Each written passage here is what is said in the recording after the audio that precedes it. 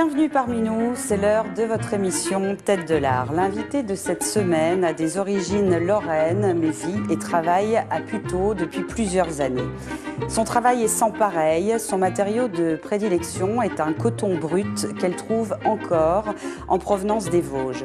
De ses bandes de calicot non blanchies, elle en a fait une matière méconnaissable, comme modifiée dans sa structure et sa nature. Le rendu est surprenant, laissant notre regard se perdre, tantôt dans ce que l'on croit être de la pierre, de la matière végétale, ou tantôt dans du corail. Des plis, des ruptures, des failles qui l'amènent à exposer dans le monde entier et la distinguent de plusieurs prix. Notre tête de l'art est sculpteur textile et s'appelle Simone Fulpin. Bonsoir Simone. Bonsoir. Merci beaucoup d'avoir accepté cette invitation et d'avoir fait la route jusqu'à nous. Alors on va essayer de retracer votre parcours. C'est pas facile en un minimum de temps. Je veux juste qu'on revienne rapidement sur le point de départ pour que nos téléspectateurs comprennent bien. Tout commence il y a 40 ans par des panneaux décoratifs muraux en textile. Et vos bandelettes écrues, qui aujourd'hui sont l'essence même de votre travail, servaient à l'époque à doubler ce travail d'il y a 40 ans. Comment vous êtes venue l'idée d'en faire votre médium de prédilection? Est-ce que c'est le fruit du hasard? Est-ce que c'est le fruit d'un raté? Des fois, ça marche comme ça. Dans votre cas, c'était comment? C'était plutôt le hasard. Plutôt le hasard. Alors, le tissu me servait à doubler mes panneaux décoratifs pour les maintenir. Et un jour, j'ai eu envie de travailler que ce tissu-là. Donc, c'est une petite part de mystère. Je sais pas, j'ai eu envie de faire ça et je l'ai réalisé. Donc, vous êtes mis à l'entortiller. Enfin, j'ai déjà découpé en bandes, parce que c'était une surface de tissu, quoi. Donc, je l'ai coupé en blanc. J'ai fait des petits rouleaux. Et j'ai empilé les petits rouleaux. Donc, comme ils s'écroulaient, je les ai épinglés. Et alors, tout s'est enchaîné comme ça. Entre les petits rouleaux, il y avait des petits espaces. Donc, j'ai mis du tissu. Et puis, c'était mon première réalisation. Ouais, c'était le début d'une grande aventure, mais sans le savoir. Sans le savoir, à ce moment-là. Alors, ce que vous inventez n'a aucune équivalence en France ni à l'étranger. On ne voit ça chez aucun artiste. Vous n'avez jamais fréquenté d'école d'art ni de graphisme. Tout, finalement, chez vous, se fait à l'instinct. Oui, oui. Je sens, donc j'essaye de réaliser. Ça ne va pas toujours comme je veux. Mais... Non, bien sûr, ça fait partie du travail de l'artiste. Oui. Il n'y a jamais de schéma, vous commencez par aucun dessin, c'est... Non, je sais ce que j'ai envie, et au final, ce n'est pas toujours ce que j'avais pensé au départ, au début. Alors des fois c'est mieux, des fois c'est moins bien. C'est comme si c'était finalement le tissu qui décidait, qui vous guidait. Oui, c'est lui qui commande. Puis depuis le temps, maintenant j'ai tissé un lien avec lui, donc on discute. Il y a un lien fort. Oui, mais c'est lui qui dirige en fait. Est-ce que cette matière que vous maîtrisez plus que plus, est-ce qu'elle continue à vous surprendre? Est-ce que c'est comme si elle ne vous avait pas encore livré tous ses secrets finalement? Mais on dit que je maîtrise, mais je ne maîtrise pas tellement en fait. Ah bon? J'aimerais bien ne pas maîtriser comme vous. Moi. On croit. Oui, je découvre toujours des possibilités. J'aime bien. J'aime bien. C'est toujours une nouvelle aventure. Oui, à chaque fois. Quand on voit la minutie de votre travail, alors je sais que vous n'aimez pas forcément parler technique, donc je ne vais pas vous faire parler technique, mais c'est juste pour qu'on comprenne bien. Vous dites que vous pouvez passer jusque 5 heures sur 1 centimètre de sculpture. Oui, parce que quand je fais vraiment quelque chose, j'essaye de le convaincre. Souvent j'y arrive, mais pas toujours. Il vous donne du fil à retordre. Exactement. Ce tissu. Oui. On va marquer une petite pause musicale. Vous savez qu'il y a un artiste musical qui nous accompagne pendant 4 semaines. Si vous venez de nous retrouver, notre tête de l'art de la semaine s'appelle Simone Fulpin. Elle est sculpteur textile. Donc on était en train un peu de parler de la réalisation de vos sculptures, Simone. Et puis, il y a une petite anecdote. Un jour, vous vous blessez à la cheville. Vous devez faire donc des radios pour cette cheville. Et ça vous donne l'idée, on va le voir sur nos écrans parce que c'est assez impressionnant, ça vous donne l'idée de radiographier vos œuvres. Comment c'est venu? C'était pour qu'on comprenne tout ce qu'il y a à l'intérieur. Exactement, oui, parce que toutes les épingles, on ne les voit pas. Ouais. Et puis, j'ai pensé que finalement, j'aimerais bien quand même voir l'écriture intérieure de mes sculptures. Voilà. Ouais. Et c'est effectivement impressionnant. Ben, comment? Combien à peu près d'épingles dans une sculpture? Ah, je ne peux pas dire, mais dans 1 kilo, il y en a 24 000. Donc, on peut déterminer 1 kilo, 1,5 kg. C'est drôle de comparer les sculptures avec avec un nombre d'épingles. Kilo d'épingles. Enfin, bon, il y a plusieurs milliers d'épingles, quoi. Voilà. Ces radiographies, c'est presque des œuvres à part entière aussi, d'une certaine façon. Oui.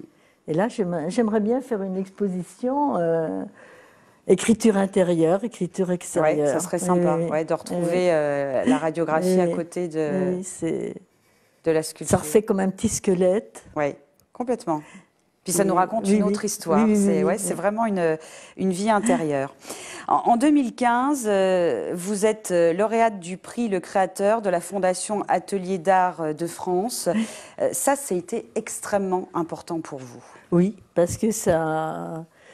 Quelques années avant, j'avais rencontré aussi mon agent qui est maintenant Florence Guillet-Bernard et qui s'occupe de moi. Donc j'avais pu faire plusieurs expositions. Et quand j'ai présenté mon dossier aux Ateliers d'Art de France, à la Fondation des Ateliers d'Art de France, là, c'est comme si ça couronnait un peu toutes les expositions que j'avais faites depuis 30-40 ans. Ouais, voilà. C'était une vraie reconnaissance. Voilà, je l'ai pris comme vraiment une reconnaissance. Et la rencontre avec cet agent, ça change tout dans la vie d'un artiste? Oui, tout à fait, parce que il ne reste plus que la satisfaction de travailler. Et puis, elle fait les démarches pour trouver les expositions, fait les papiers, tout ce qui est pas très agréable pour Oui, parce que les artistes en général n'aiment pas trop. Voilà, c'est ça. Oui. Et puis elle vous trouve des lieux d'exposition. Voilà, c'est ça. Enfin, voilà. Oui. Vous n'avez qu'une chose à vous soucier, c'est votre création. Exactement. Oui. Et c'est bien. Une vraie liberté tout à fait. de l'esprit. Dans le packaging de ce prix dont on parlait, il y a la sortie d'un livre, ça va avec, qui retrace votre travail. Il s'intitule Un monde de plis. Quel est votre regard sur ce produit fini? Comment il s'est construit? Comment vous le vivez, vous? Alors, moi, c'est la première fois que j'ai une monographie. Et là, ça m'a aussi impressionnée de voir.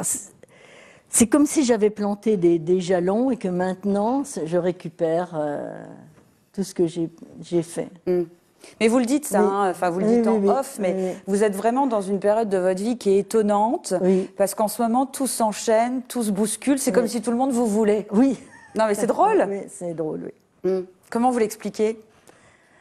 J'explique pas. D'accord. Alors, comment vous le vivez? Je vis. Comment je vous le vis, j'apprécie, je trouve que ça me plaît bien.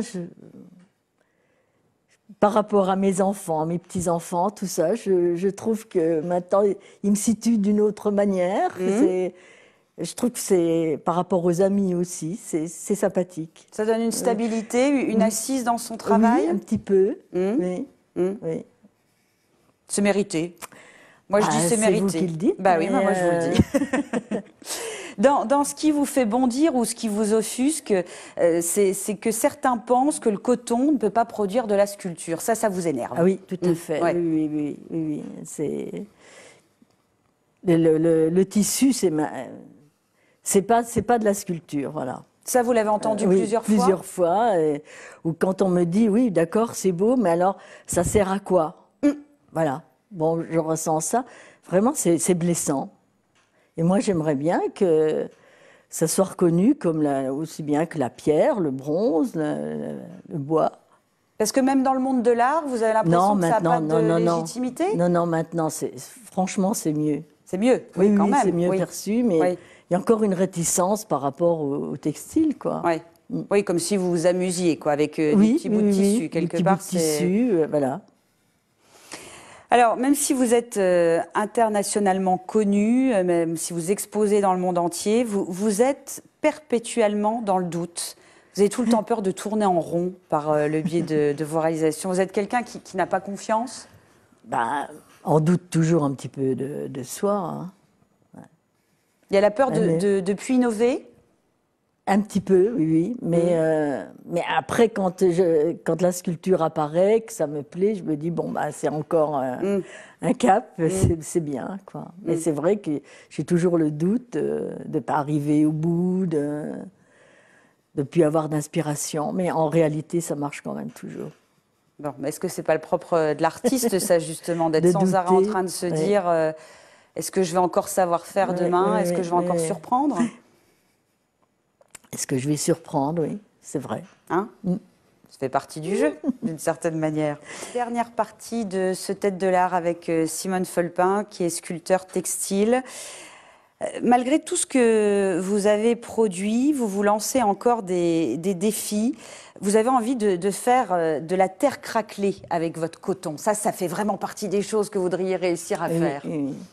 Je n'y arrive pas. Alors pourquoi? Je ne sais pas. Mais dans toutes ces ruptures que l'on peut voir dans ces failles, on s'en approche quand même, non? Un petit peu, mais c'est pas comme je le vois dans ma tête. Alors vous le voyez comment dans votre tête? Essayez de nous décrire ça. C'est trop compliqué. Vous voudriez qu'il y ait plus de ruptures, que plus de failles? Je veux voir de la terre claquée. Et je n'arrive pas à réaliser ça. Voilà. Ouais. Et pareil, j'aimerais bien des écorces d'arbres. Ben, c'est pas comme je veux. Donc il y a encore beaucoup de choses à apprendre voilà. de ce tissu, finalement. Voilà. Aujourd'hui, vous auriez envie, dans l'idéal, de vous lancer dans quel type de réalisation? Ce serait quoi le rêve de votre vie en sculpture textile? Eh ben, j'aimerais bien faire un mur. Un mur? Oui. Complet? Complet. Ah. Vous le ferez? Je ne sais pas. Je peux toujours commencer. Donc ce serait dans un lieu? Ça serait directement chez quelqu'un? Comment vous l'imaginez? J'aimerais bien faire un mur chez quelqu'un. Dans un... Oui. Mais je ne sais pas pourquoi ça me trotte dans la tête, mais j'aimerais bien faire ça. Un peu comme les grands tableaux que vous aviez déjà faits, hein, des panneaux assez plats. Oui. On serait sur ce même objectif, mais... Voilà, mais vraiment, ça ferait un mur, quoi. D'accord, ouais. Certaines personnes vous ont déjà demandé si vous auriez pu faire des œuvres avec du tissu coloré. Vous avez déjà essayé ça? J'ai essayé avec du noir. Et alors? J'aime bien le noir. Bah, après, c'est plus moi. J'ai fait une ou deux sculptures comme ça. Et puis, mais vraiment, j'aime bien ce teint un peu, cette teinte un peu ivoire du coton. C'est pur. Oui, c'est pur. Non, et ça vrai, joue hein. avec la lumière, franchement. J'aime bien. 2017, c'est une année riche, avec plein d'expos partout. J'ai beaucoup d'expositions de prévues à l'étranger, notamment. Et surtout, avec le prix de la Fondation des Ateliers d'Art de France, je vais avoir une rétrospective sur Paris. Alors, voilà, le lieu, c'est encore secret. On n'a pas le droit de le dire. Pas le droit de divulguer. Et là, je crois que ça me fait vraiment plaisir. Quand vous exposez, quand vous rencontrez le public, ça vous fait quoi? On sent bien que vous êtes quelqu'un de timide, que vous exprimez à travers vos sculptures. Vous arrivez à entrer en communication avec eux, à parler de votre travail, ou vous préférez vous cacher derrière? Non, je ne me cache pas, mais quelquefois, c'est spontané, ça se passe très très bien. Quelquefois, il y a des questions qui me déroutent, du style « ça sert à quoi ?» Bon, par exemple... Je ne sais franchement pas quoi répondre. Mais d'autres, je suis vraiment... On est en même diapason. C'est très sympathique et agréable de discuter avec les gens. De tous les pays. Ça franchement, j'ai pas de problème. C'est un bon intermédiaire pour me présenter. Vous parliez d'expo rétrospective à Paris. Quand vous regardez dans le rétroviseur, justement, et que vous repensez à 40 ans en arrière avec les petites poupées en tissu, que vous dites quoi? Bah, ça fait 40 ans en arrière, ça fait un petit peu peur. Mais ça fait un sacré petit chemin. Voilà, mais moi, c'est impressionnant aussi de voir comment on peut évoluer. Ça veut dire aussi qu'il faut s'accrocher, qu'il faut persister dans ce qu'on a envie. Puis il faut y aller, qu'il ne faut pas hésiter, quoi. Je ne me suis pas pliée non plus à des convenances, à la mode ou à rien de particulier. J'avais envie de faire ça, donc j'ai réussi à le faire. J'étais bien entourée par ma famille, mon mari, qui m'ont soutenue. Donc maintenant, je suis contente de ce que j'ai fait. Il faut croire en ses rêves, c'est ce que vous nous dites d'une certaine manière. D'une certaine manière, oui. On va se quitter avec l'objet. Qu'est-ce que vous avez apporté? Alors là... Il est caché dans la poche. Non, c'est tout. C'est un dé, parce que bien sûr pour... Vous en avez une sacrée collection. Oui, mais c'est le premier dé que j'ai percé, dans le premier dé usé. Voilà. Donc il date pas d'hier, celui-ci. Non. Et voilà, et donc je l'aime bien, je le traîne toujours avec moi. C'est vrai? Oui. Vous l'avez toujours avec vous? Oui. Ouais. J'aime bien.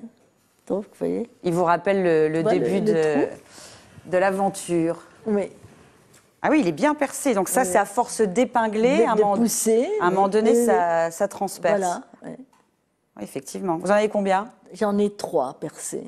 Donc ça fait à peu près un tous les 10 ans. Ouais. Bon, ça va, c'est robuste. Et des dés en tout, vous savez combien vous en avez? J'en ai à peu près une centaine. Oui, c'est ça. Ouais. Oui, il faut s'armer pour faire ce genre de travail. Merci en tout cas d'avoir été notre invité. C'est un vrai plaisir de vous recevoir et de découvrir votre travail. On retrouve le site internet de Simone Fulpin pour en savoir plus et pour pouvoir suivre son actualité sur 2017. Merci d'avoir été parmi nous. Vous pouvez retrouver ce programme en replay pendant 5 semaines sur notre site internet. Continuez à vous abreuver de culture et rendez-vous la semaine prochaine.